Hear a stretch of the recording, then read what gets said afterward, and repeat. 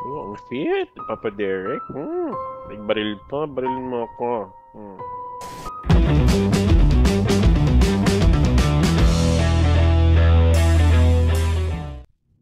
Hello, good morning. Ito na naman ako si Dan and I'm on break once more. Tatapos lang ng klasiko. So, tuloy na natin to. Nagre-react ako dito sa mga film entries to the 2023 Metro Manila Film Festival. Katatapos lang nung parade, very successful last week. Last weekend, basically. Alright, so, musta? Ngayon, ang nireactan natin ay ang pelikulang Kampon, pinagbibidahan ni Papa Derek Ramsey, isa sa mga pinaka-on-demand and handsome actors sa ating showbiz scene ngayon. At of course, si Miss Beauty Gonzalez, which is, in my opinion, who is the next queen of horror. Panood nyo na ba yung In My Mother's Skin? Panoorin nyo. Galing, galing ni Beauty. And apparently, marami pa siyang ginagawang horror nowadays. Also, this is directed by King Palisok, isang veteranong director in the music video circuit, at also marami na rin siyang nagawang magagandang pelikula. Very stylish gumawa si Derek King.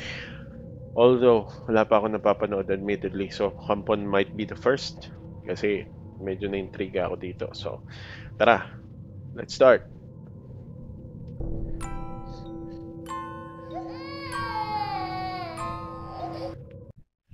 Basta may santo, nakakatakot eh. Lalo na yung weird yung pagkakagawa, ganun. Kung kawawa naman si baby. Congrats, Hello, baby! Ay, yung bagay sa'yo. Teka, wala ba kayong balak? Ganda ni Beauty kaya siya Beauty. Pero ang kukomentan ko dito yung mga ganyan, no? Wala ba yung balak magkaanak? Ang mag-umpisa yan, ano eh. Wala pa bang boyfriend? Girlfriend? Kailan kayo magpapakasal? Kailan kayo magkakaanak? Kailan yung susunod na anak? Step by step. Tigil nyo na yan, ha? Ka-pressure sa mga tao yan.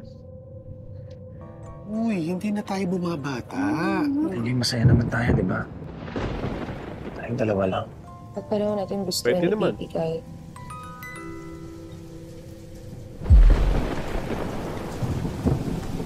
Okay, bago mag-start. Horror to eh. So talagang cold at medyo dark ang kulay. Napakaganda. Eerie. Saya.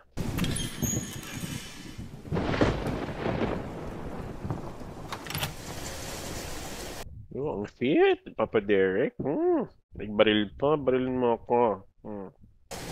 Sino ka? Teka, Eileen, ano ginagawa mo? Mamaya na yan. Basang-basa yung bata. Tawag kayo pulis ha. Pwede yung ganyan lang. Jade Bitangkol. Hindi naman Ayun, safe tumawag. na tanggap tayo na tanggap kung sino-sino sa bahay. Itataboy mo si Jade?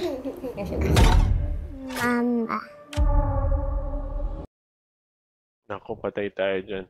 So yung lalaki nagdududa, yung mother. I mean yung babae, si Beauty, parang longing. Trouble yan. Ano bang kinakatakutan niyo?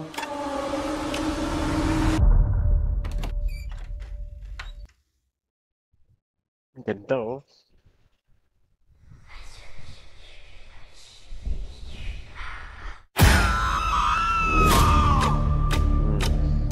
Pagod?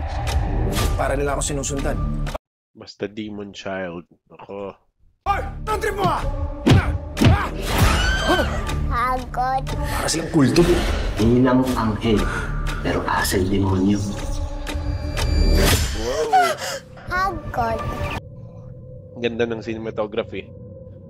Grabe. Parang ito unahin ko ah. Uy, ano nangyari? Kailan pa? Ayun oh. Ganda. Alam nyo kasi art din yan eh. Yung art ng pagkuha ng picture, ng pelikula, kung paano mo maramdaman yung eksena. Napakagaling. Ganda. So far, yung mga kuha, yung mga galaw ng camera. Kulay. Wow, beautiful. Wala nang nagpakita si Jade.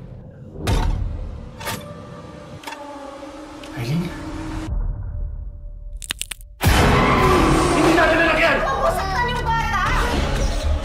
Oh, si Zainab. Okay, si Si Direk Dodo Dayo pa lang nagsulat nito. Isang batikang direktor ng horror si Direk Dodo. Hanapin niyo yung mga movies niya. Galing. Ayaw mo ba talaga magkapamilya? Basta may sumabog na ulo, goods yan.